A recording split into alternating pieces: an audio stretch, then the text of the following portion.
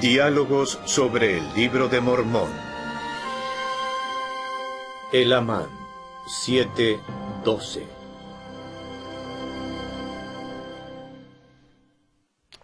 Les damos nuevamente la bienvenida a otra sesión de los diálogos sobre el Libro de Mormón. Mi nombre es Clyde Williams y conmigo hoy están tres de mis amigos y colegas del Departamento de Escrituras Antiguas. A mi izquierda está el profesor Kit Wilson y a su izquierda el profesor Jared Latlow y finalmente el profesor Kelly Ogden. Qué bueno estar con ustedes. En esta sesión tenemos la oportunidad de hablar acerca de Elamán, los capítulos del 7 al 12. Para poner esto en perspectiva, recordemos que en los capítulos anteriores hemos visto un gran cambio. Esto es casi como un nuevo mundo y de repente los lamanitas han llegado a ser más prósperos. De hecho, leeré el capítulo 6, versículo 34. Y así vemos que los nefitas empezaron a degenerar en la incredulidad y a aumentar en la perversidad y abominaciones, mientras que los lamanitas empezaron a crecer en gran manera en el conocimiento de su Dios. Sí, empezaron a guardar sus estatutos y mandamientos, y a caminar en verdad y rectitud delante de Él. Este es un gran cambio. Vemos que en este punto tenían un intercambio abierto y podían comunicarse y comerciar entre ellos. Los lamanitas abandonaron las propiedades que habían tomado en el pasado. Así vemos una sociedad diferente.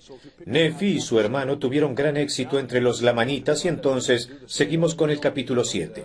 El desafío es que él tenía que tratar de hacer lo mismo entre su propio pueblo. ¿Y cómo le estaba yendo? No le estaba yendo muy bien. Tuvo que regresar de la tierra del norte y en el versículo 3, y ellos rechazaron todas sus palabras, de modo que no pudo permanecer entre ellos. No tuvo éxito allá, y luego en el versículo 4 vino a su pueblo y vio que estaban en un estado de tan terrible iniquidad, y esos ladrones de Gadiantón que ocupaban los asientos judiciales habían asumido el poder y autoridad de la tierra, estaban pasando por alto los mandamientos de Dios, y negaban la justicia a los hijos de los hombres, así que no era una muy buena sociedad a la cual volver. Cuando vemos el versículo 5, me suena como algunas de las cosas que escuchamos en las noticias hoy en día. Vemos cómo había personas dejando ir impunes a los culpables por sobornos. No vemos nada de eso en estos días entre nosotros, ¿verdad?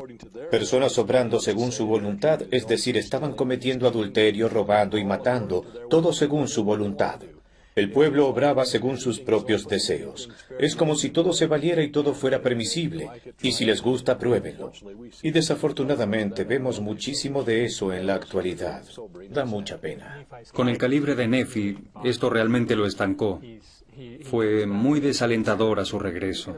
Podemos imaginarnos a un profeta de nuestro tiempo que esté viajando y luego, cuando regresa a su área local, la encuentra deteriorándose rápidamente. Y lo vemos en la torre de su jardín, derramando su alma a Dios.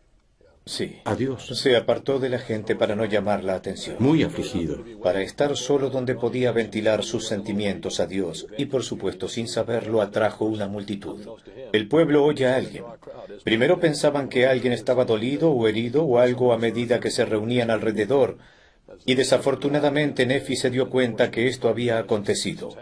Veremos una pequeña conversación que se lleva a cabo y algunas cosas notables. Otra cosa que podemos leer en el texto es el hecho de que los profetas son terriblemente humanos. Nefi estaba muy desanimado. De hecho, en el versículo 7 él dijo: «Oh, si hubiese vivido en los días en que mi padre Nefi primero salió de la tierra de Jerusalén para haberme regocijado con él en la tierra de promisión. Entonces su pueblo era fácil de persuadir, firme en guardar los mandamientos de Dios, y tardó en dejarse llevar a la iniquidad, y era pronto para escuchar las palabras del Señor. Y dijo: pero he aquí es mi comisión que estos sean mis días». Es decir, ¿acaso Nefi olvidó lo difícil que fue para su padre en lo que a eso respecta? Pienso que esto muestra su humanidad, que siente este gran peso y buscaba pastos más verdes. Él idolatraba cosas sin notar que todos tenemos desafíos.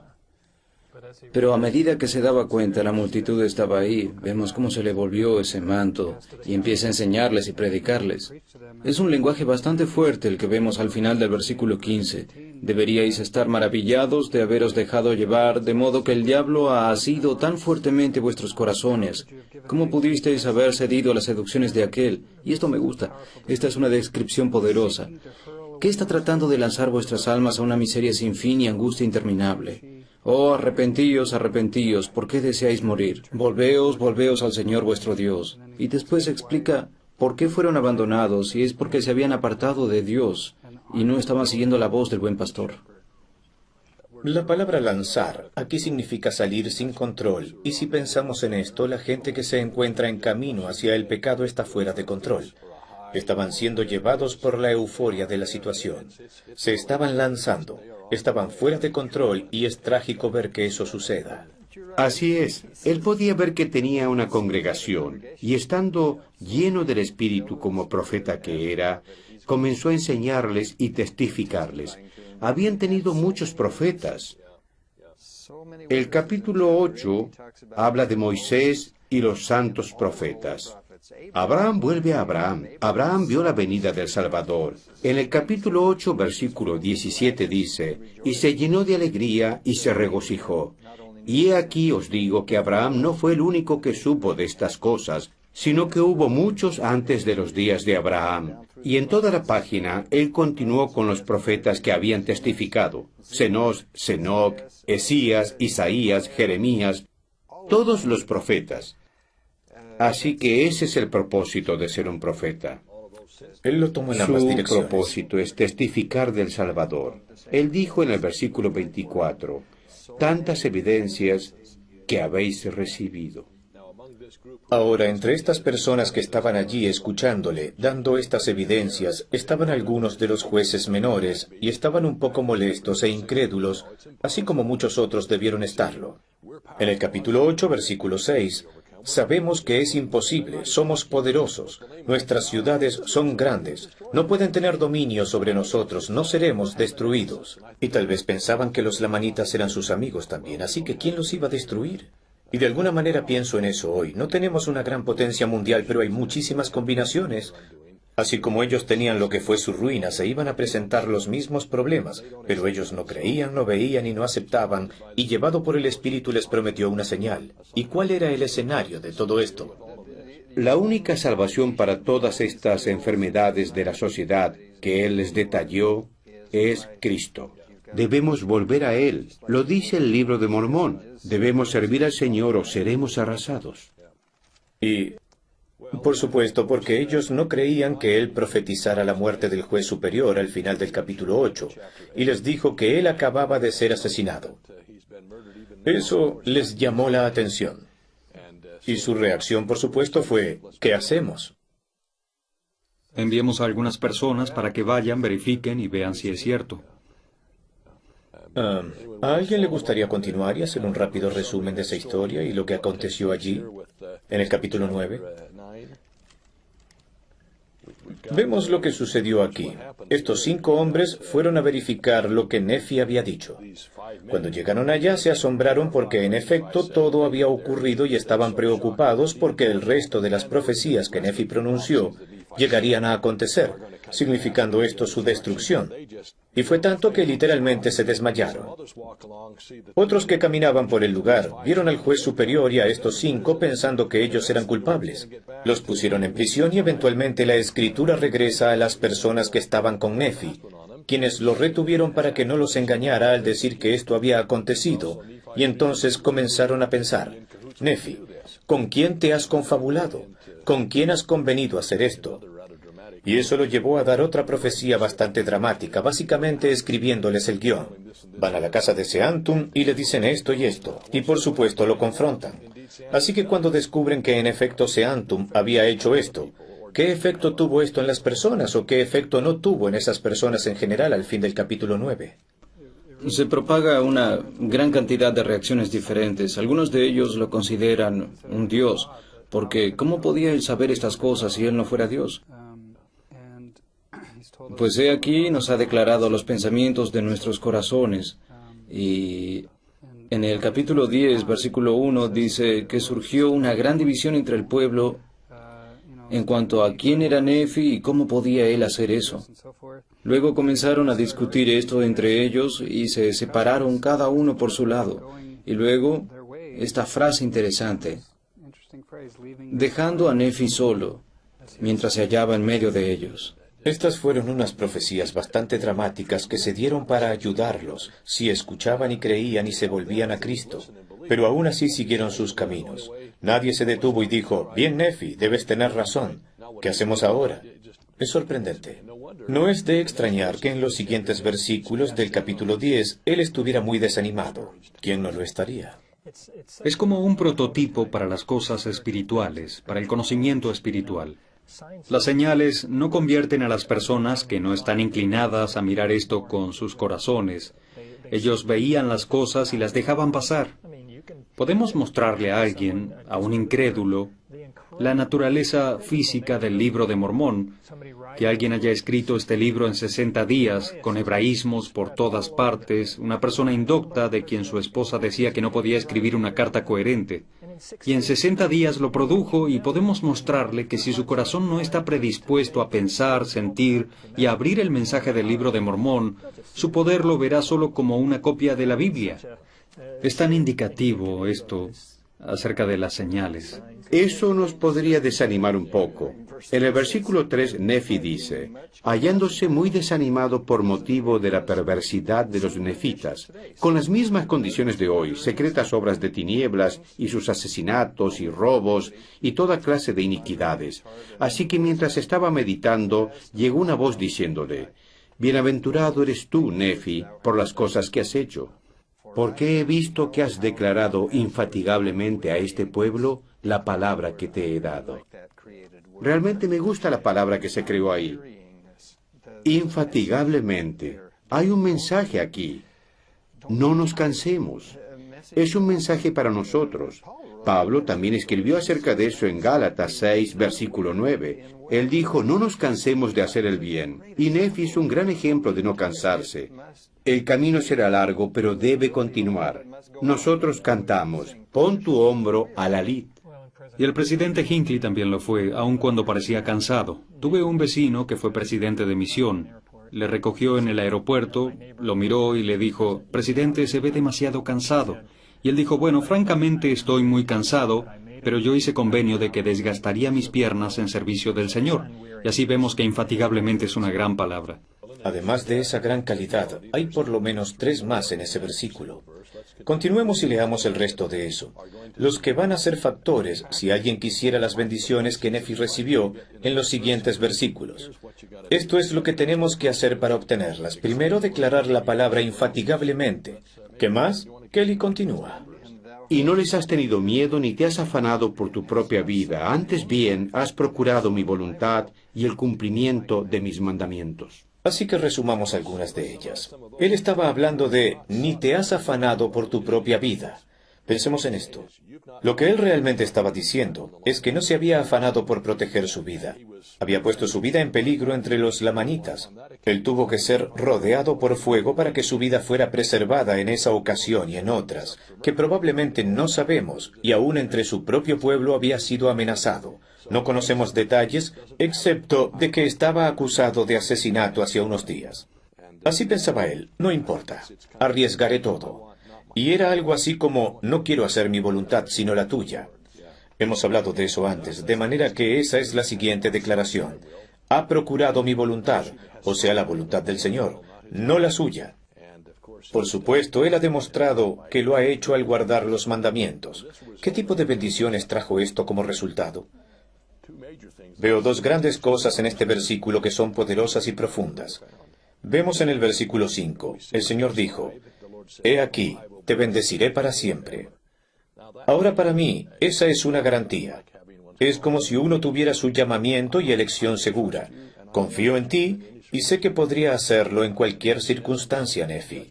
Y así el día del juicio prácticamente se le adelantó. Te prometo ahora que te bendeciré para siempre, y no solo eso, sino que confío en ti tan implícitamente, porque has hecho todas las cosas que son fieles, todas las cosas te serán hechas según tu palabra, porque tú no pedirás lo que sea contrario a mi voluntad. ¿Podemos imaginar al Señor teniendo tanta confianza en un individuo? Sé que estás tan alineado con mi voluntad que no pedirás o harás lo que yo no haría, y voy a quitar el gobernador que llamé, y como en un carro voy a quitar los controles, y tendrás poder ilimitado. Eso no se le da a cualquier persona. No, así es. Y al quitar al gobernador, él sabía muy bien que estaba alineado con la voluntad del Señor. Así que realmente hay un gobernador inherente, ya sea que hubiera uno allí o no. El Señor puede dar poder y promesas a alguien que Él sepa que será fiel. En Génesis, el Señor le dijo a Abraham, porque yo sé que mandará a sus hijos y su casa después de sí. Ese poder es el poder sellador, y la pregunta es, ¿a quién puede Dios confiar ese tipo de poder?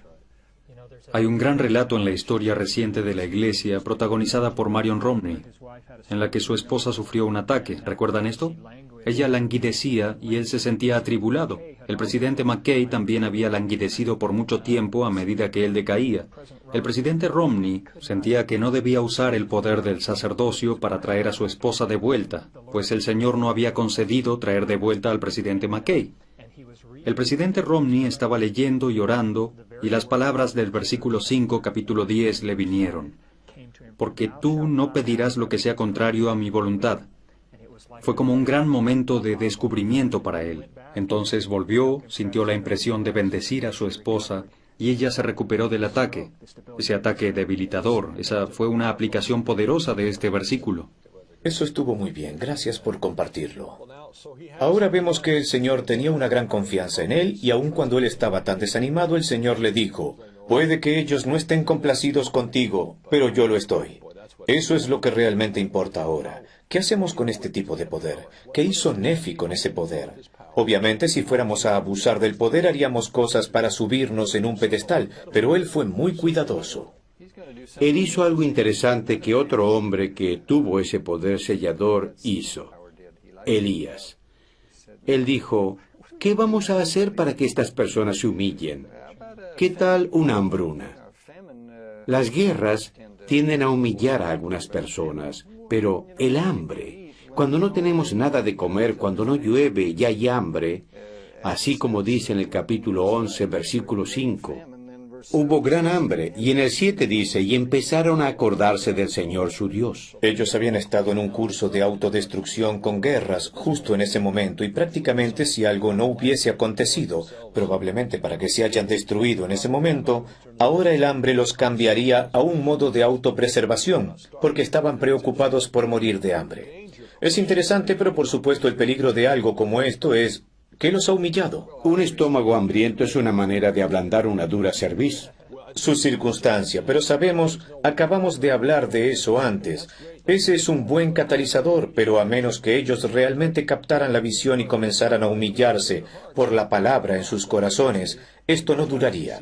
Y desafortunadamente en este capítulo vemos que por lo menos eso es exactamente lo que sucedió. En cuestión de no muchos años, lo vemos aquí en el versículo 26, vemos cómo cambiaron las cosas completamente, y es trágico. Uno piensa, ¿cómo pudo suceder esto? Cuando habían sido tan humildes recientemente. Pero a menos que uno, una vez que es humilde, y se comienza a hacer las cosas correctas, por las razones correctas, no permanecen con uno, y esto por supuesto da lugar a un debate de este ciclo trágico que no solo estas personas, sino todo el género humano parece querer atravesar a través de toda la humanidad. ¿Algún comentario acerca de este capítulo o escenario que vemos en estos versículos del capítulo 11 y 12? Hace años, una autoridad general y yo estábamos sentados en una habitación en Jerusalén, hablando acerca de cómo el Señor iba a llevar el Evangelio a otros pueblos en esa parte del mundo. Y la autoridad planteó este mismo asunto de el Amán, de que el Señor podría causar hambre en esta parte del mundo. Los petrodólares no se pueden comer. Una manera de humillar a las personas para que estén en una posición de querer escuchar. Yo escribí aquí en el margen algo del presidente Kimball. En la conferencia de abril del 1977 dijo, el Señor algunas veces utiliza el clima para disciplinar a su pueblo por la violación de sus leyes. Así que esa es una manera de persuadirlos. La tragedia es cuando las personas que han sido humilladas por esto empiezan a apartarse. En otras palabras, la inversión no demora mucho tiempo. Vemos que esa frase, en el término de no muchos años, se ve nuevamente 4 veces en el libro de Elamán. Así como lo hemos visto en nuestros días, la horrible violencia del 11 de septiembre parece que se nos ha olvidado rápidamente, y fue solo hace unos años. Las cosas cambian rápidamente. Y en el versículo 31 y 32 del capítulo 11, vemos que los ladrones de Gadiantón eran numerosos, tan grandes que desafiaron a todos los ejércitos de los nefitas. Aparentemente estas personas crecieron, pero no tenían mayor influencia. Ahora de pronto toda la sociedad estaba una vez más en peligro. Así que vemos esto, somos prósperos y comenzamos a volvernos orgullosos, altivos y malvados. Luego el Señor tiene que hacer algo para reprendernos. Comenzamos a arrepentirnos, nos libera y nos convertimos en un abanico, y continuamos así. Podríamos incluso sentir un poco de brisa de lo rápido que damos la vuelta. Y el punto central de eso, de que los profetas continúan trayéndonos de vuelta una y otra vez, son estas referencias reiteradas de Cristo. Cristo ya sea siendo la roca de nuestro Redentor, o como en el capítulo 8 que vemos a Nefi, quien estaba tratando de enfocarlos en el relato antiguo de la serpiente en el asta. Esto es algo curioso en el libro de Mormón. La serpiente de bronce del capítulo 21 se menciona 5 veces en el libro de Mormón, a medida que los profetas lo repetían con sus pueblos. Tiene su primera aparición en nuestro texto del Antiguo Testamento. Hay una breve referencia a otra en Ezequías, la cual la gente malinterpretó. Hay un par más en el Nuevo Testamento, pero no se acerca a la versión que se hace de esta en el libro de Mormón. Y esa es la gran demostración de que no los curó porque ellos se rehusaron a mirar. ¿Por qué no miraron? Porque no creían que los curaría. Esa es la razón por la que muchas personas no miran a Cristo, porque no creen que Él realmente pueda curarlos. Es un poco anticuado, ¿saben? Esto se convierte realmente en el problema de la humanidad, la fragilidad humana, y creo que esto nos lleva a la editorial más grande en el libro de Mormón, el cual es el capítulo 12. Aquí tenemos a Mormón diciendo: yo he leído toda la historia de nuestro pueblo, he visto mucho de sus días, y estoy escribiendo esto para ustedes, y estoy aquí para decirles que esto es un dilema. ¿Tienen algún comentario? Deberíamos leer estos versículos.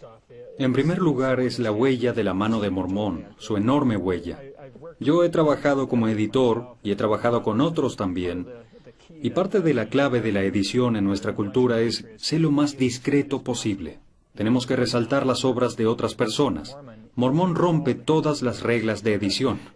Él quería que supiéramos por qué estaba trayéndonos este libro, y capta nuestra atención cuando dice: y así vemos, en el capítulo 12. Kelly, continúe, por favor. Capítulo 12, versículo 1. Y así podemos ver cuán falso e inconstante es el corazón de los hijos de los hombres. Sí, podemos ver que el Señor en su grande e infinita bondad bendice y hace prosperar a aquellos que en Él ponen su confianza. Sí, y podemos ver que es precisamente en la ocasión en que hace prosperar a su pueblo. Sí, en el aumento de sus campos, sus hatos y sus rebaños, y en oro, en plata y en objetos preciosos de todo género y arte, preservando sus vidas y librándolos de sus enemigos, ablandando el corazón de sus enemigos para que no les declaren guerras. Sí, y en una palabra, haciendo todas las cosas para el bienestar y felicidad de su pueblo. Sí, entonces es la ocasión en que endurecen sus corazones y se olvidan del Señor, su Dios, y huellan con los pies al Santo. Sí, y esto a causa de su comodidad y su extrema prosperidad. Eso lo vemos, ¿cierto? Y si miramos los siguientes 3 o 4 versículos y vemos lo que yo considero una dislexia espiritual. La dislexia es entender las cosas al revés, y las personas la tienen. Lo notamos aquí, por ejemplo, en el versículo 4, dice: y cuán prontos a cometer iniquidad, y cuán lentos en hacer lo bueno. Debería ser al revés. Deberíamos ser lentos en cometer iniquidad y prontos en hacer lo bueno. Cuán prestos son a escuchar las palabras del maligno. Y el versículo 5, cuán lentos son en acordarse del Señor su Dios. Y el versículo 6 continúa hablando acerca de parte de la razón de sus acciones, es que no querían que nadie los controlara. Ellos querían tener el control. Querían seguir sus propios deseos, y eso lo vemos una y otra vez. Hay también en situaciones familiares, entre padres e hijos. en situaciones de la iglesia, entre los miembros y los hermanos y, por supuesto, nosotros con nuestro Padre Celestial. Y volvemos nuevamente a que nuestra voluntad debe ser seguir su voluntad. ¿Podemos volver al versículo 3? Sí, por supuesto, deberíamos. Hagámoslo. Ese es el versículo. Y así vemos que, excepto que el Señor castigue a su pueblo con muchas aflicciones, sí, a menos que lo visite con muerte y con, esa es una palabra interesante, terror, y con hambre, y con toda clase de pestilencias, no se acuerda de él. De manera que, porque el Señor nos ama, Él lo dice en varios lugares, porque nos ama, nos castiga. Nos va a castigar con algunas cosas duras en nuestras vidas para enseñarnos lecciones eternamente valiosas. Saben, todo este capítulo a veces es referido como el capítulo de los así vemos. Es un pequeño editorial que Mormón puso ahí. Y el mensaje principal que él quiere darnos es que cuando el Señor nos bendice y prosperamos, nos vemos envueltos en las bendiciones y nos olvidamos de ellas. Notemos que el presidente Eyring en la conferencia de octubre del 2007 dijo, y el desafío de recordar siempre ha sido más difícil para los que han recibido bendiciones abundantemente. Los ricos no necesitan a Dios, ya lo tienen todo. Y él concluyó al decir, mi punto es instarles a buscar formas de reconocer y recordar la bondad de Dios. El mensaje de Mormón ciertamente es que el Señor nos bendecirá cuando somos justos. No dejemos que eso nos desanime. Esta es una gran declaración del libro de Mormón. Buena idea para terminar. Gracias, Kit.